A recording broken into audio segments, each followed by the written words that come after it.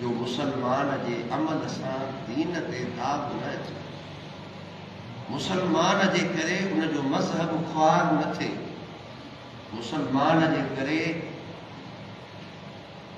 उन जे मज़हब जी चिट्टी सुहिणी सफ़ेद चादर चमकीलीअ ते को बि अंग अखर न अचे।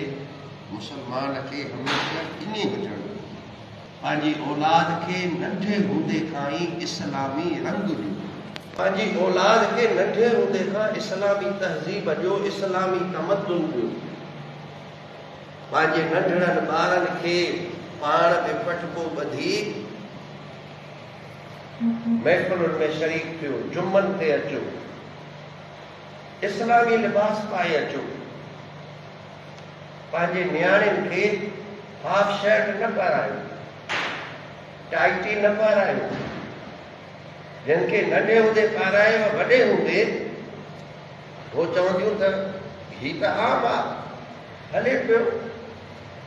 तव्हां केरु थींदा आहियो छॾण वारा? अॼु नौजवान तबिके खे, नियाणियुनि खे, स्कूल कॉलेज में पढ़ण वारनि खे जेकॾहिं उन्हनि जे लिबास ते कुझु थिएजे थो त असां नंढे हूंदे खां वठी पाईंदा आया आहियूं, जवाबु इहो थो ॾिए तव्हां मुल्हनि जो दिमाग़ ख़राबु। तव्हां कॾहिं अहिड़ी नज़र विधी आहे त बैन अल-अक़वामी तौर जेके बि वॾा ब्रांड आहिनि तव्हांखे इस्लामी लिबास कॾहिं बि न ॾींदा?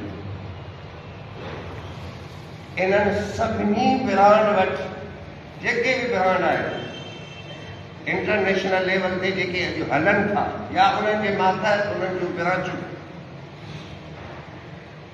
तव्हांखे फुल पाह, ढीलो ढालो चोलो, ॻिची बंदि, कांच खुलियल। मां चैलेंज थो कयां, तव्हांखे का बि ब्रांड कंहिं बि छोकिरीअ या औरत जो इहो लिबास तव्हांखे कंहिं बि शकिल में न ॾींदी। तव्हां खां तव्हांजो लिबास बि खसियो थो वञे, तव्हां खां तव्हांजो लिबास खसियो थो वञे। नमाज़ जुमे ते अचो, पटको ॿधी अचो। शादीअ ते मां ॾिसंदो आहियां घणनि खे पटको ॿधल हूंदो। शादी अलाए लॻे कोन थी जो सभिनी जा लही था वञनि। अलाह करे शादी लॻेव ऐं इहे पटका हमेशह पाईंदा रहो। जुमे नमाज़ ते न पायो, ईद ते ॿधी वञो। पंहिंजे रातिनि हिननि बरकतुनि वारनि रातिनि में अचो त उन इस्लामी लिबास में अचो, पटका ॿधी अचो। बचनि खे बि उन रंग में वठी अचो जे उन्हनि खे ख़बर पवे त असांजो इस्लामी ॾींहुं आहे। अॼु रहमत जी रात आहे, असां पंहिंजे रब खे रिझाइण वञूं था पर कापी उन जे महबूब जी करे था वञूं। अहिड़ा बि आहियूं रब असांखे न ॾिसंदो, असांजे महबूब जी कापीअ खे ॾिसी असांखे बख़्शिश ॾींदो। असांखे ख़ाली न मोटाईंदो, असां हुनजी कापी था पियूं। रब खे पंहिंजे महबूब जी कापी एॾी पसंदि आहे। आबालुकुम उम्मालुकुम, रसूलुल्लाह सल्लल्लाहु अलैहि वसल्लम फरमायो, तव्हांजा अमल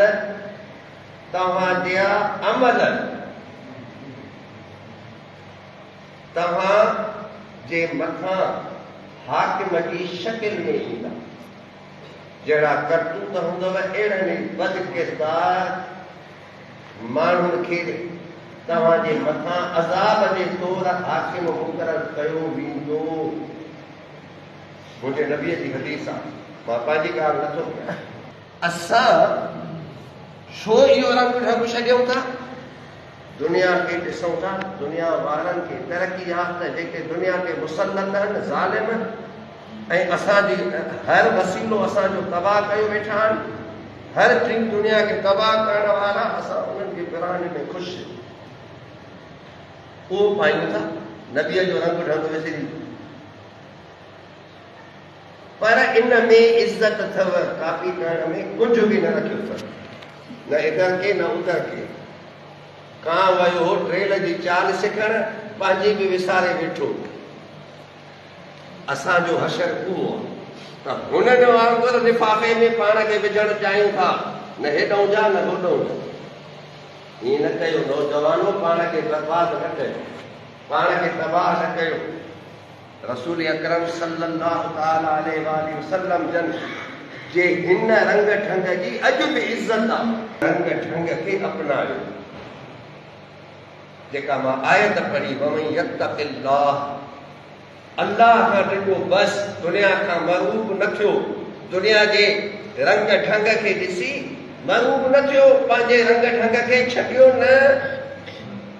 तक़वा जो हिकु मक़ाम इहो बि आहे, इनखे बि तक़वा चइबी आहे। अहिड़े करण वारे खे बि मुतक़ी चइबो आहे। शाम फतह थी, फरमायो त कन खां बुकर पर दर्जा बंदी जेको वधीक जंहिं ख़िदमतूं कयूं, जेके मान मर्तबे में वधीक आहिनि, इल्म में वधीक आहिनि, अमल तक़वा में वधीक आहिनि, उन्हनि जी तनख़्वाह वॾी थी।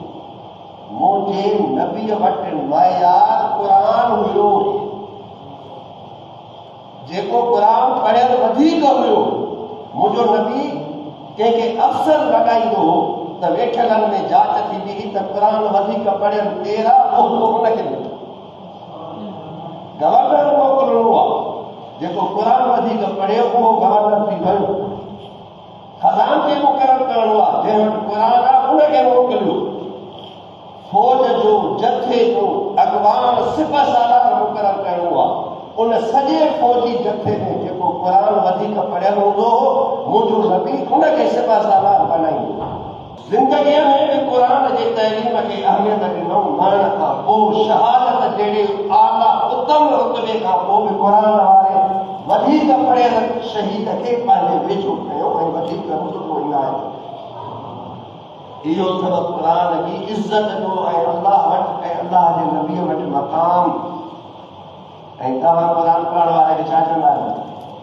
मोला, मौलवी। मां ॿ टे ॾींहं अॻ में हिकु पीर साहिब जी क्लिप ॾिठी त मोला घराणा था। मां चयो त वेझो हुजे हा पीर साहिब त ॾसियां सां त साईं मोला घराणा नथा हणनि, घणे जी क़यादत हिकु पीर साहिब थो करे। मोलनि ते कावड़ चढ़े त ढलंदी, पर पीर लाइ ज़बान न खुलंदी न पीर जी। ॾाढो कावड़। अरे अल्लाह जा माण्हू, पंहिंजे दीन जे पेशवा, पंहिंजे दीन जे पढ़ियल, पंहिंजे दीन जी अॻुवाणी करण, तव्हांजी मस्जिद संभालण वारो, तव्हांजे बचनि खे क़ुरान पढ़ाइण वारो, तव्हांजे जनाज़े निकाह खे संभालण वारो, जेकॾहिं उनजी तौहीन था कयो त उन वटि अचो छो था? उनजो जनाज़ो पढ़ाईंदे ॿुधणु खपेव। कॾहिं कॾहिं दिलि चवंदी आहे त उलमा खे अपील कयां त उहे जेके जस्टिस आहिनि, हाई कोर्ट जो चीफ जस्टिस आहे, सुप्रीम कोर्ट जो चीफ जस्टिस आहे, या फौज जो को सरबराह, या को हाकिम आहे, को सियासतदान आहे, जेकॾहिं नबीअ जो गुस्ताख आहे, क़ुरान जो गुस्ताख आहे, त उलमा ते वाजिब आहे त इन जो जनाज़ो न पढ़नि उनजो जनाज़ो। इहा नबीअ सां वफ़ा आहे। जेकॾहिं उलमा अमल कनि त हे सभु सुधरी वञे ऐं ईअं कोई कुर्सीअ ते वेही बकवास न करे। जंहिं अॼो खे चीफ जस्टिस कई, कोई बकवास न करे। नबीअ जे शान ऐं क़ुरान जे मान सां कॾहिं बि उम्मत सौदो न कयो। उम्मत मरण पसंदि कयो आहे, सौदो करणु पसंदि न कयो। चीफ जस्टिस सां को ॻाल्हाए, अदालत जी तौहीन, अहिड़ी अदालतुनि जी तौहीन लखे दफ़ा कंदासीं जेकॾहिं उहा अदालत क़ुरान ऐं मुंहिंजे नबीअ जी तौहीन थी। को सौदो ई न आहे। पोइ हिन सभिनी 24 करोड़ जेके बि मुस्लमान आहिनि, सभिनी खे जेलनि में विझो ऐं पाकिस्तान खे प्लान करे खपाए छॾियो। बेहयाईअ जी हद थी वई। क़ुरान जो पंहिंजो मतिलबु, जॾहिं सॼी उम्मत मुतफ़िक़ आहे, क़ुरान खे पंहिंजे मक़सद, गलीज़ मक़सद लाइ इस्तेमालु नथो करे सघे। तफ़सीर उहो थींदो जेको अल्लाह जे रसूल कयो। क़ुरान जी तफ़सीर जो हक़ दुनिया जे कंहिं बि जज खे, कंहिं बि आलिम खे, कंहिं बि स्कॉलर खे कोन्हे को। क़ुरान जो तफ़सीर फ़क़ति रसूल खे हक़ आहे, उनखे हक़, ॿिए कंहिंखे बि कोन्हे। क़ुरान जी तौहीन थी रही आहे। रसूल जी तोहीन थी रही आहे। कादियानी क़ुरान खे ग़लति मतिलबु कनि, क़ुरान में तहरीफ़ कनि। जेकॾहिं अबू बकर हुजे हा त इन्हनि खे दुनिया ते रहण बि नसीब न थिए। पर अफ़सोस असां मुस्लमान अबू बकर जो शान त ॻायूं था, पर अबू बकर जहिड़ी हुकूमत मुंतखब करे कोन था सघूं। पोइ रुॻो पंहिंजे मुंहं सां रहूं था त गुस्ताखी थी वई क़ुरान जी, गुस्ताखी थी वई हदीस जी, गुस्ताखी थी वई महबूब जी। क़ुरान जी गुस्ताखी ऐं पंहिंजो मतिलबु, क़ुरान जूं आयतूं बदिलजी वयूं, क़ुरान जो मफ़हूम बदिलजी वियो। क़ुरान मां हिक ग़लीज़ कमीने खे जंहिंजे कुफ्र ते आईन पाकिस्तान जो मुतफ़िक़ आहे, सॼी उम्मत मुस्लिम अरब खां मथे उहा मुतफ़िक़ आहे, उनखे सहूलियत ॾिनी थी वञे। असां इन जी मुज़म्मत था कयूं, असां अहिड़े ॿुधे कम ते लानत था कयूं, इन्हनि करण वारनि ते बि लानत था कयूं। ख़बर बि अथव कुझु छा फ़ैसिला थिया छा न थियो। धाड़ो हणी वियो क़ुरान ते, धाड़ो हणी वियो ख़त्मे नबूवत ते।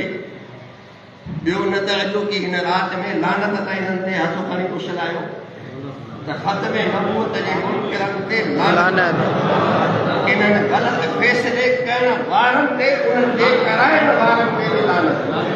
पंहिंजे नबीअ लाइ जेकॾहिं कंहिंखे पाण खे गार मिले थी फूकिजी थो वञे, पीर खे गार मिलेसि थी फूकिजी थो वञे, पीर खे को घटि वधि ॻाल्हाएसि थो त फूकिजी थो वञे।